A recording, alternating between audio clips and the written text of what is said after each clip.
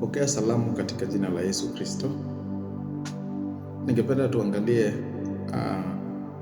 imani katika hali ngumu. Fikiria mtoto anayetembea na baba yake barabarani. Wakati barabara ni laini, ni salama, mtoto hutembea kwa kujiamini hata kidogo mbali na baba yake. Lakini barabara inapokuwa mbaya, nyembamba na hatari, mtoto hukimbia haraka na kumshika baba yake kwa nguvu. Nyakati ngumu katika maisha ya Mkristo hufanya kitu hicho hicho katika maisha, hutusongeza karibu zaidi na Mungu. Ya kwanza, nyakati ngumu ni sehemu ya safari. Biblia haifichi kwamba tutapitia changamoto. Kama waamini, hatuko huru na mateso. Lazima tutapitia mateso, lazima tutapitia changamoto. Yohana 16 mstari wa 33 inasema, ulimwengu mnayo dhiki, lakini jipeni moyo, mimi nimeushinda ulimwengu. Tunahakikishiwa ya kwamba ijapokuwa tunapita katika hali ngumu, tujitie moyo, tujitie nguvu. Yesu anatuhakikishia ya kwamba yeye ameushinda ulimwengu. Yesu mwenyewe anatuambia kwamba dhiki zipo. Imani haionekani wakati mambo ni rahisi. Imani inadhihirika wazi wazi wakati mambo ni magumu. Pili, imani ni kumwamini Mungu hata usipoelewa kinachoendelea. Imani haitegemei hali au hisia, inategemea tabia ya Mungu. Katika kitabu cha Mithali sura ya 3 mstari wa 5 hadi wa 6, Biblia inasema hivi: mtumaini Bwana kwa moyo wako wote, wala usitegemee akili zako mwenyewe. Katika njia zako zote mkiri Yesu, naye atanyoosha mapito yako.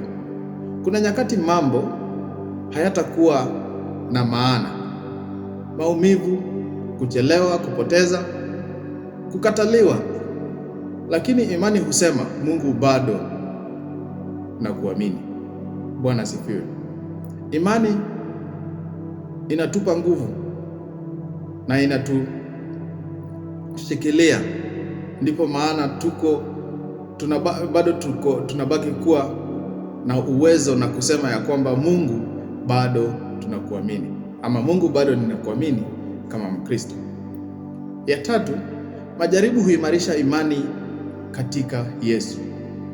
Imani yetu tunapojaribiwa huimarika, inakuwa imara katika Yesu Kristo ambaye ni mkombozi wetu. Nyakati ngumu haziji kutuangamiza, zinakuja kutujenga. Yakobo sura ya 1 mstari wa 2 hadi wa 3 inaoongelea kuhusu jinsi imani inajijenga. Inasema hivi: yahesabuni kuwa ni furaha tupu, ndugu zangu, mnapokumbatana na majaribu na namna mbalimbali, mkijua ya kuwa kujaribiwa kwa imani yenu huleta uvumilivu. Kama dhahabu inavyosafishwa kwa moto, ndivyo imani yako ama imani yangu au imani yetu kama Wakristo inavyoimarishwa kupitia majaribu. Ya 4, tunapata ya kwamba Mungu yupo pamoja nasi katika hali ya dhoruba. Uko peke yako katika nyakati ngumu. Mungu hawaachi watu wake. Bwana asifiwe. Katika kitabu cha Isaya sura ya 41 mstari wa 10, Biblia inasema hivi: usiogope, kwa maana mimi niko pamoja nawe. Usifadhaike, kwa maana mimi ni Mungu wako. Nitakutia nguvu, naam, nitakusaidia, naam, nitakushikilia kwa mkono wangu wa haki. Hata kama humhisi, yeye yuko hapo, anakuita, anakutia nguvu katika hali unayopitia na kukushikilia. Bwana sifiwe. Imani haimaanishi kukosa matatizo. Imani huleta ushindi. inamaanisha kushinda katika hali ya matatizo. Yohana wa kwanza mstari wa 5 Yohana wa kwanza sura ya 5 mstari wa 4, Biblia inasema ya kwamba kwa maana kila kitu kilichozaliwa na Mungu hushinda ulimwengu, na huu ndio ushindi ushinda ulimwengu, imani yetu. Hali yako inaweza isibadilike mara moja, lakini imani yako itakupeleka mpaka ushindi. Bwana asifiwe. Hali yako inaweza kuwa isiishe, ama changamoto unayopitia inaweza chukua muda kidogo kabla iishe, lakini imani ulio nayo itakupeleka hadi mwisho wake. Tukimalizia, tunapata ya kwamba nyakati ngumu haziji kutuhangamiza, zinakuja kutuhimiza ama kutupa nguvu.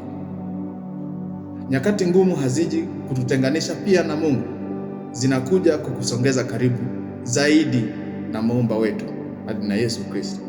Kama mtoto anayemshika baba yake kwa nguvu, mshike Mungu katika majaribu yako. Muamini, tegemea na usikate tamaa. Leo unaweza kuwa unapitia kipindi ngumu, usikate tamaa. Shikilia imani yako, shikilia Mungu, kwa maana yeye bado yuko na atakushikilia. Bwana awabariki.